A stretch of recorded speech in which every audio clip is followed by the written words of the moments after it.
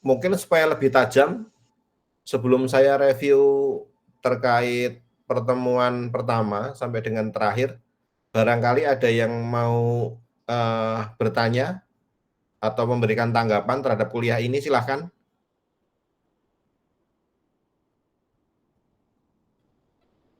Bisa tanya materi, bisa nanya tugas kemarin, atau tanya yang lain.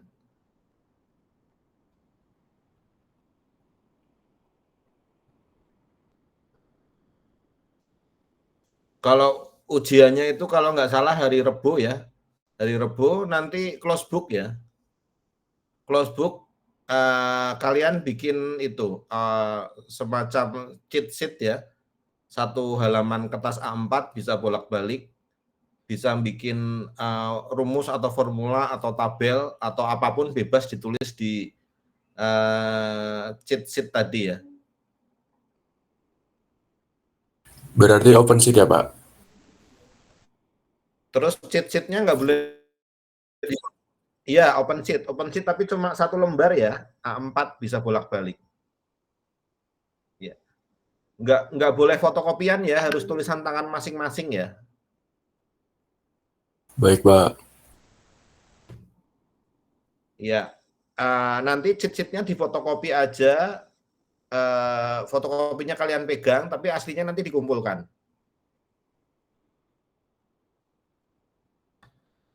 Ya, silakan ada yang bertanya mungkin.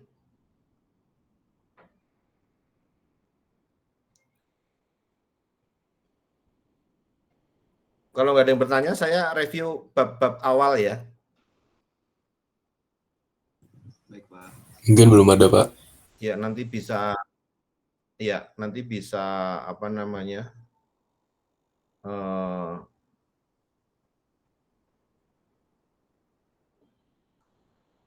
Entire screen.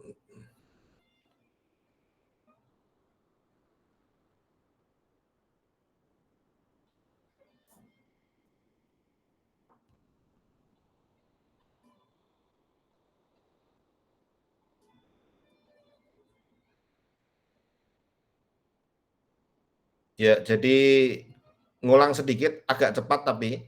Jadi numerik itu adalah metode berhitung, tetapi sebagai alternatif dari metode analitis. Jadi kalau metode analitis itu nilainya eksak, kalau numerik itu nilainya adalah pendekatan.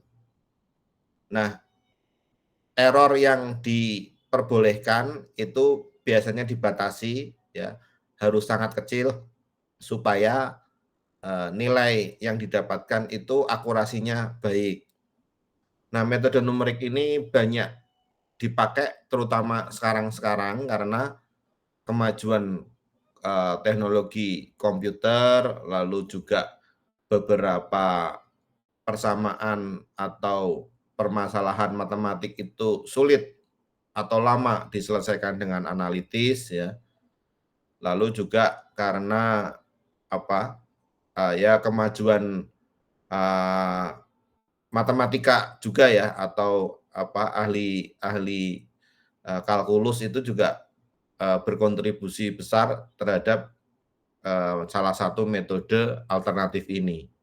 Jadi ada hardware yang makin maju, ya, lalu software aplikasi juga makin maju, lalu operator atau si pengguna itu juga makin pinter ya, karena dasar-dasar matematikanya juga makin berkembang, serta karena analitis itu diselesaikan beberapa kasus itu susah. Nah, yang penting lagi adalah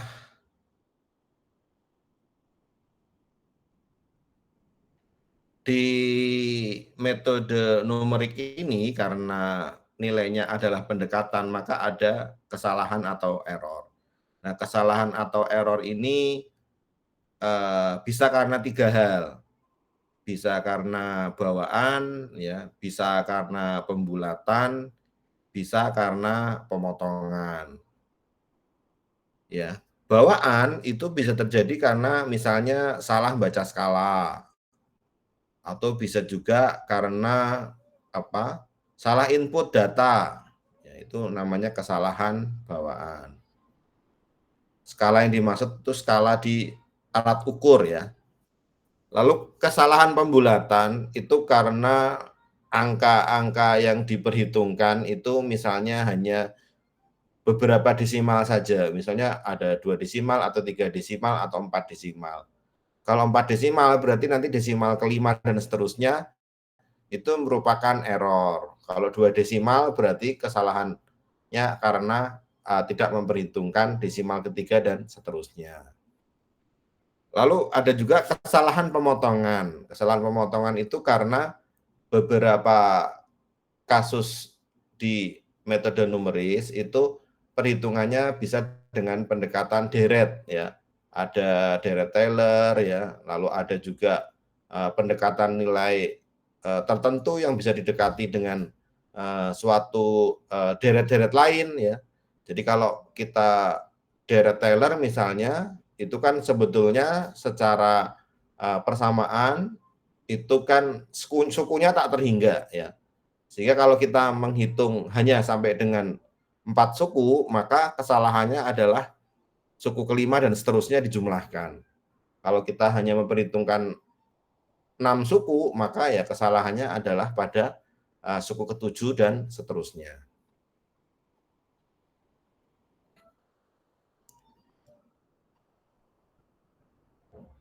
Nah, ini yang contoh-contoh pembulatan ya.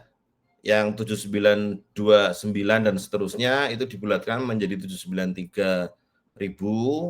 Lalu bilangan pi juga sebetulnya kan pi itu nilainya komanya tak terhingga ya, tapi bisa dibulatkan yang sering dipakai hanya 2 desimal saja.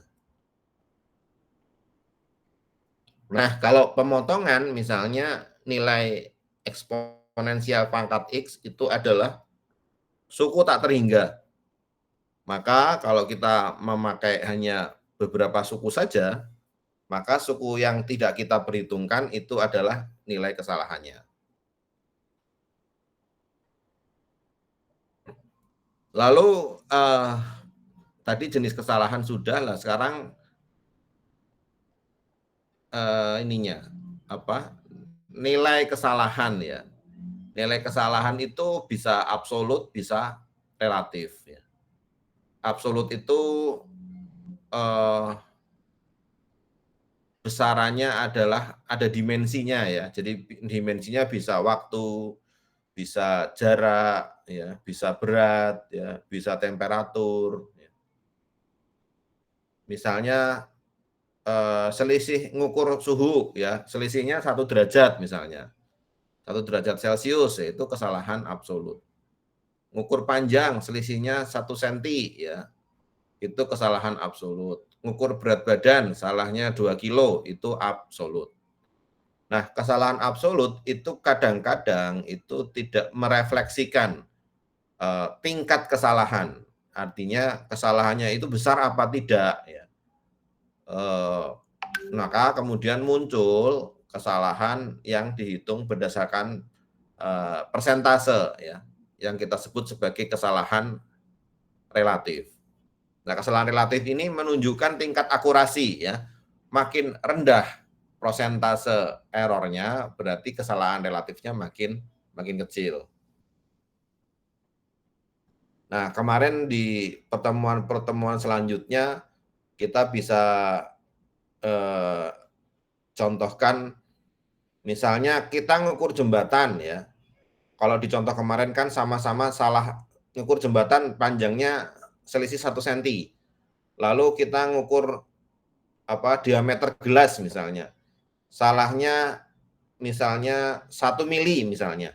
Ya secara kesalahan absolut besaran ngukur jembatan ya, kesalahan relatifnya, tetap kesalahan absolutnya.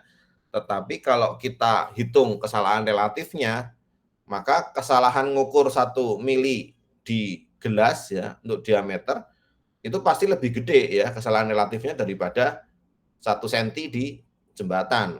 Karena jembatannya misalnya panjangnya 50 meter ya.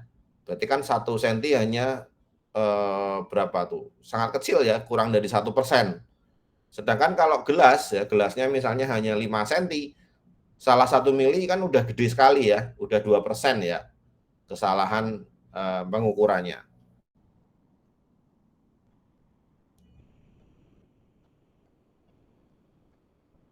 Kemudian yang penting lagi itu, nah kadang-kadang kita itu tidak tahu nilai eksaknya, sehingga ketika menghitung kesalahan relatif itu kita tidak bisa kita bandingkan dengan nilai eksaknya.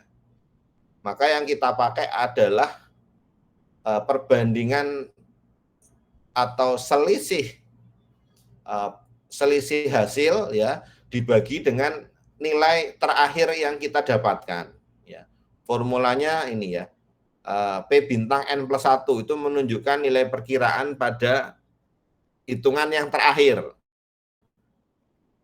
Misalnya kita ngitung yang terakhir pada iterasi ke-10, maka hasil iterasi ke-10 itu menjadi bilangan yang di bawah itu, PN plus 1. Lalu yang atas adalah selisih antara hasil dari iterasi ke-10 dikurangi dengan iterasi ke-9.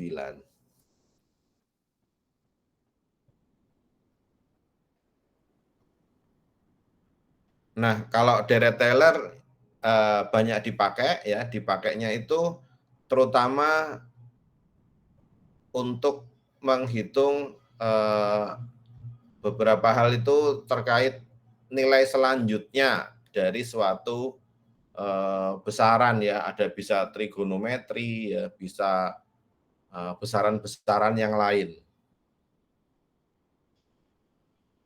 Seringkali terutama untuk persamaan diferensial ya, karena kita itu kadang-kadang susah menyelesaikan persamaan diferensial ya.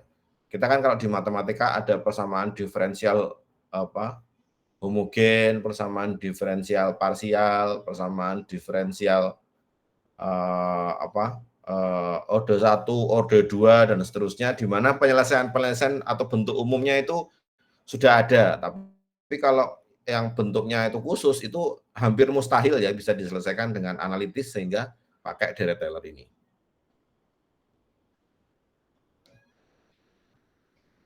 Nah, hampir sama dengan deret-deret yang lain, makin banyak orde yang kita gunakan, ya, makin banyak suku yang kita pakai, maka akurasinya akan meningkat, akan mendekati nilai eksaknya.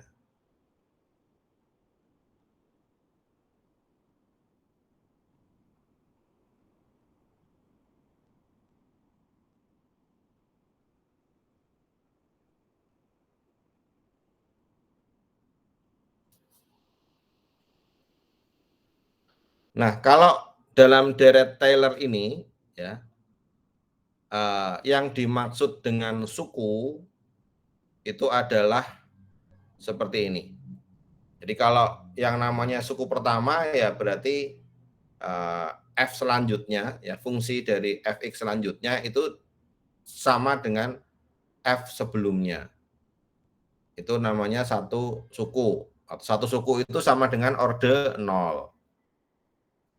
Nah, kalau yang dua suku itu sama dengan orde 1, ya, bentuknya yang bawah ya. Jadi kalau misalnya kalian supaya nggak bingung, kalau dua suku berarti ya ada dua yang diperhitungkan ya. Kalau tiga suku ya ada tiga yang diperhitungkan. Nah, itu yang untuk nilai error pada bab pertama. Ini saya tinggal aja.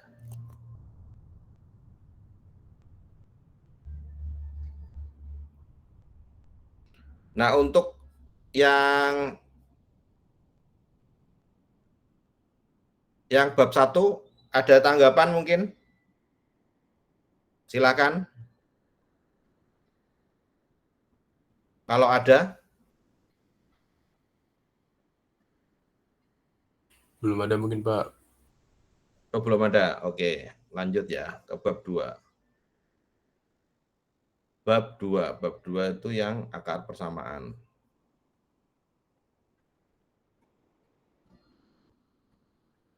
Nah, akar persamaan. Nah, akar persamaan itu filosofinya sama dengan sebelumnya bahwa persamaan kuadrat, ya, persamaan pangkat 3, dan seterusnya itu masih mungkin diselesaikan dengan cara analitis. Tetapi kalau persamaannya sudah pangkatnya tambah banyak, itu tambah kompleks, tambah susah, tambah lama, ya. Maka kemudian hampir mustahil kita selesaikan dengan cara analitis.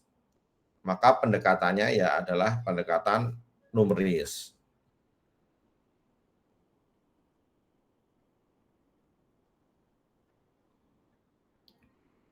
Nah, pendekatan numeris untuk akar persamaan yang dikenal di buku ini hanya sampai metode iterasi ya, yang metode Muller sama Bairstow itu nggak kita pelajari. Nah, di sini ada metode grafik, ada metode setengah interval, ada interpolasi linier, ada Newton-Raphson, ada sekant, dan iterasi. Nah, makin ke bawah itu menurut saya itu makin mudah ya dipelajari kalau saya. Jadi kalau misalnya adik-adik nanti dapat misalnya bebas metodenya apa, saran saya dikerjakan dengan metode iterasi ya. Tapi terserah nanti adik-adik bisa apa seleranya lebih suka yang mana ya. Tapi secara umum yang makin ke bawah itu caranya makin mudah ya. Nah, kita lihat satu-satu. Kalau metode grafik itu caranya ini ya, pakai ini. Kalau zaman dulu, zaman kita SD, SMP itu kan kalau menggambarkan grafik itu kan misalnya kalau ada suatu fungsi fx, fx-nya sama dengan x kuadrat plus apa begitu ya.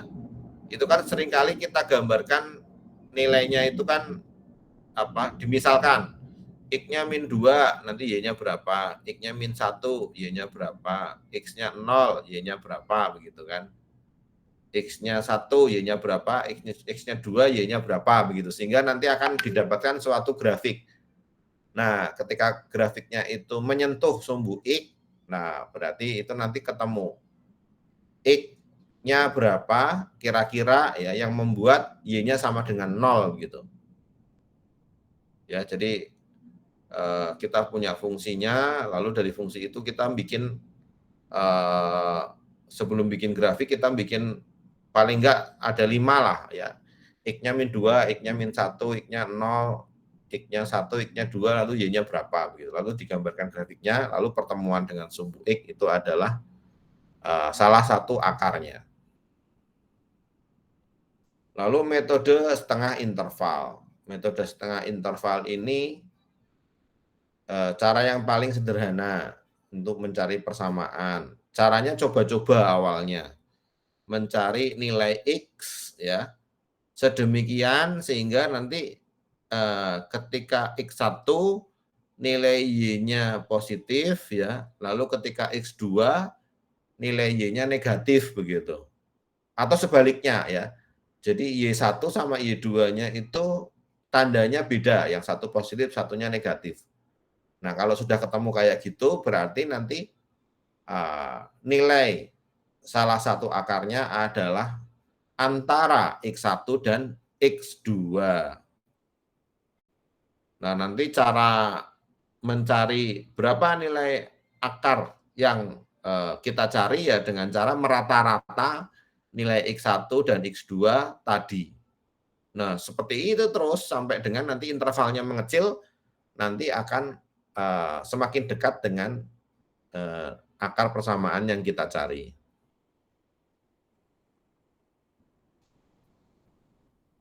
Nah, ini grafiknya. Jadi awalnya kita nyari X1, ya, lalu nyari X2, di mana yang menyebabkan nilai F1 sama F2-nya itu tandanya beda ya. Yang F1 tandanya minus, F2 tandanya positif. Lalu kemudian X1 dan X2 ini dirata-rata. Ketemu X3. Oh, ternyata X3 itu negatif. Berarti nanti X3 nanti dipasangkan dengan X2. Di rata-rata ketemu X4. Nah, X4-nya positif. Berarti X4-nya nanti perlu di rata-rata dengan X3 dan seterusnya ya, nanti nilai X-nya akan mendekati nilai yang kita butuhkan.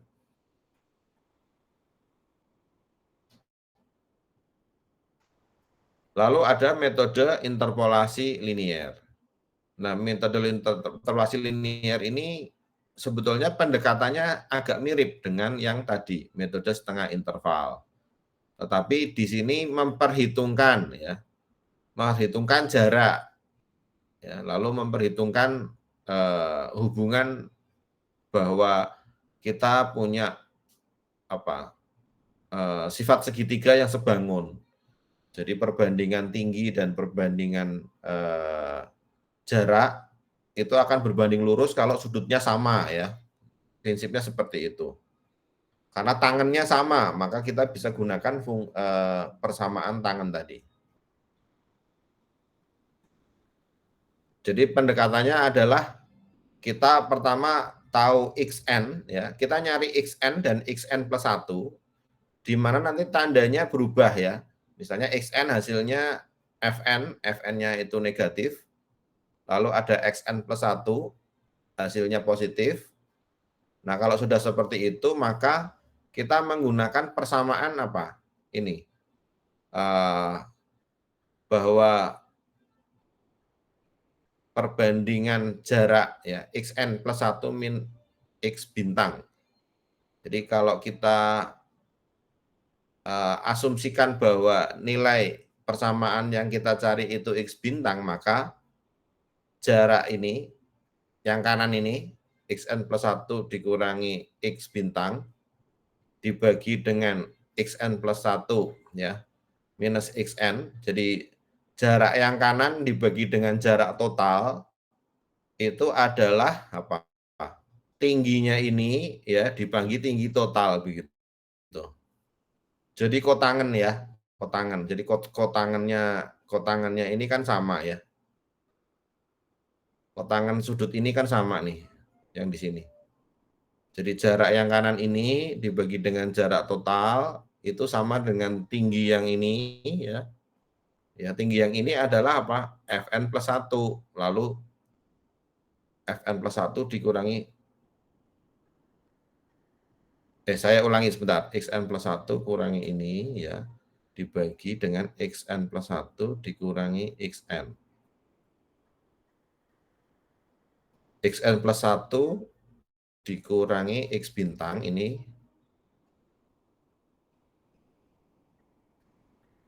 Ya, jarak yang kanan ya dibagi dengan jarak total itu akan sama dengan Fn plus 1. Fn plus 1 ini tingginya. Terus jaraknya adalah Fn plus 1 dikurangi Fxn ya. Ya ini. Karena Fxn-nya negatif, maka nanti nilai yang ini tentu akan lebih besar daripada yang ini. Nah, dari persamaan yang kiri nanti dibikin yang kanan ya, karena yang kita cari adalah X bintangnya. Jadi pakai persamaan ini kiri atas dikalikan kanan bawah itu sama dengan kiri bawah kalikan kanan atas, maka X bintang itu bisa dihitung dengan cara apa? Kiri bawah dikalikan kanan atas, lalu kemudian dikurangi dibagi dengan yang ini ya. Lalu dikurangi dengan Xn plus 1.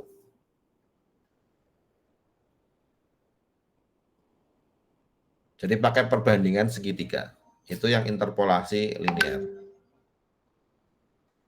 Lalu Newton-Raphson. Newton-Raphson itu sebetulnya pendekatannya mirip seperti yang metode linear tadi, tapi dia pakai persamaan garis singgung ya. Persamaan garis singgung. Jadi tujuannya supaya mendapatkan hasil yang lebih cepat. Nah, kita lihat di sini. Jadi kita punya suatu nilai awal ya XI, lalu kita punya FXI, lalu kita mencoba nilai X yang kedua, dapatnya misalnya FB di sini, maka ada persamaan garis singgung di B ya. Jadi turunannya itu turunan pertama dari XI, ya kan kesamaan garis singgung kan turunan pertama ya, turunan pertama. Turunan pertamanya itu FXI dibagi 0 dibagi dengan ini tangannya ya, persamaan garis singgung kan itu turunan pertama atau tangannya.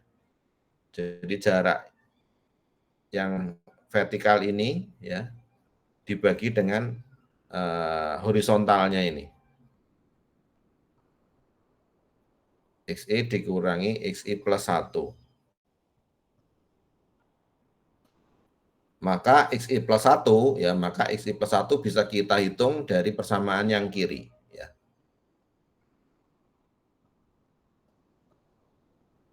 Itu Newton-Raphson. Lalu metode secant. Metode secant itu dilakukan karena kadang-kadang kita agak susah ya mencari turunan pertama dari XI ya. Karena tidak semua persamaan itu mudah diturunkan. Jadi Newton-Raphson ini mudah jika turunannya mudah dihitung. Maka kemudian muncul metode secant. Metode secant itu bahwa turunan pertama itu bisa didekati ya, dengan nilai perkiraan berdasarkan diferensial beda hingga. Nah, diferensial beda hingga itu pendekatannya seperti ini. Jadi turunan di XI ya di sini. Turunan di XI ini dapat didekati dengan ini. Nilai XI ya, FXI dikurangi dengan FXI plus 1 ya. Jadi tinggi ini dikurangi tinggi ini. Jadi ketemunya yang segitiga ini, segitiga yang atas ini dibagi dengan jaraknya. Ya, karena pendekatannya adalah tangan ya. Persamaan di A ini, garis singgung di A ini didekati dengan cara apa? Tinggi dibagi dengan jarak. Tingginya adalah tinggi total ini dikurangi tinggi dari sini yang kecil, lalu dibagi dengan jaraknya ini. Maka kemudian turunannya ini bisa diganti dengan nilai yang lain ya.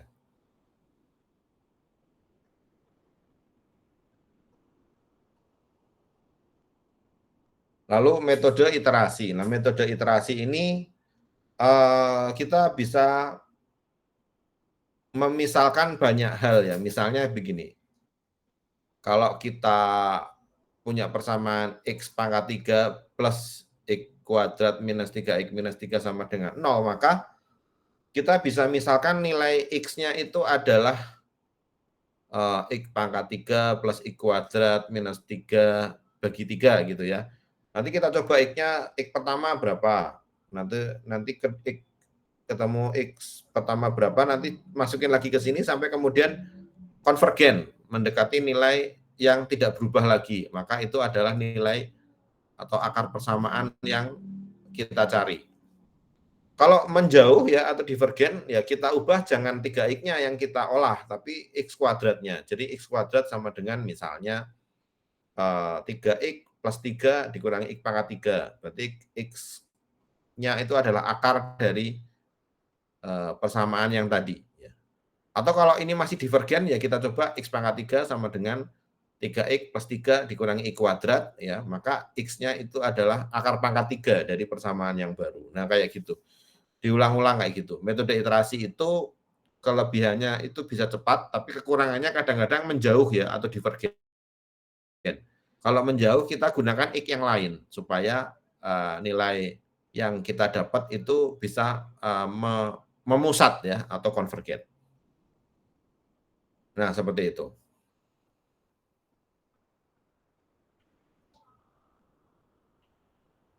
Ya, gimana adik-adik? Ada yang bertanya untuk bab 2? Silakan kalau ada.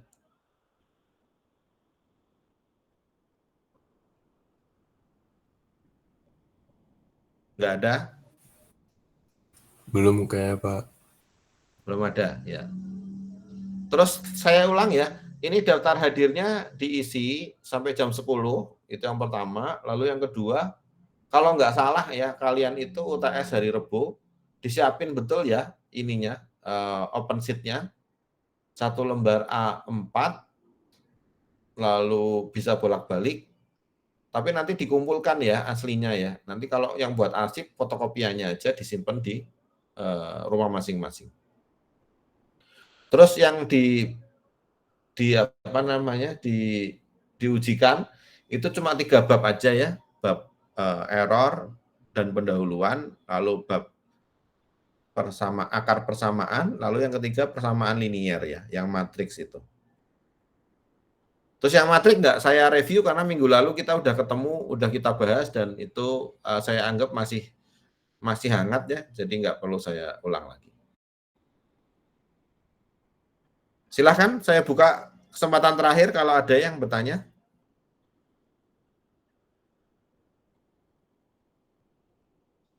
Oke, kalau nggak ada, saya tutup kuliahnya. Semoga izin bertanya, Pak. Kenapa? Izin bertanya. Oh iya, silakan.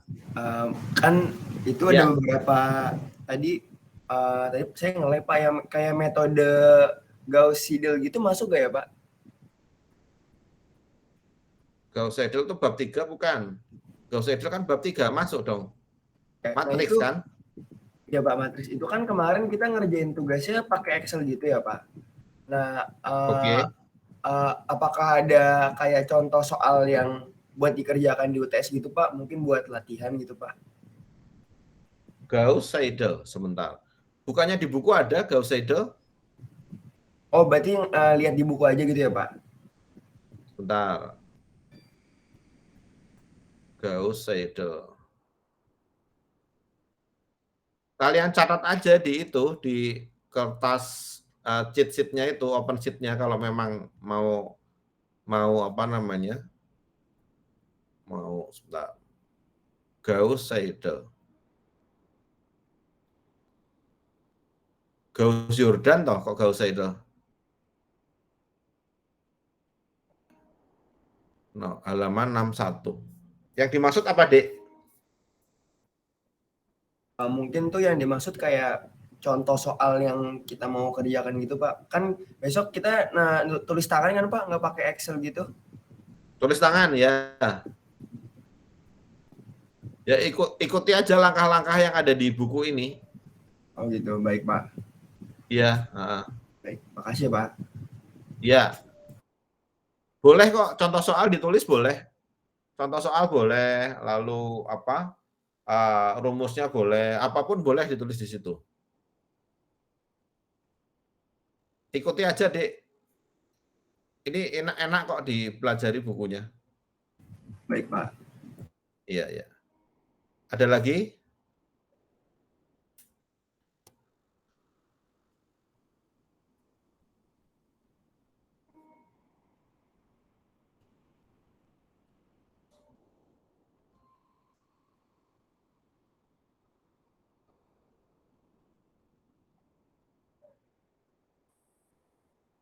Oke, kalau nggak ada saya tutup ya adik-adik ya kuliahnya. Semoga sukses ya persiapan ujiannya. Kan ujian kan kalian mulai hari Senin besok ya. Diatur aja waktunya supaya sehat terus sampai selesai UTS-nya. Oke, begitu adik-adik. Selamat pagi, salam sehat selalu, selamat mempersiapkan ujian. Pagi Pak, makasih Pak. Terima kasih Pak. Terima kasih Pak. Terima kasih Pak.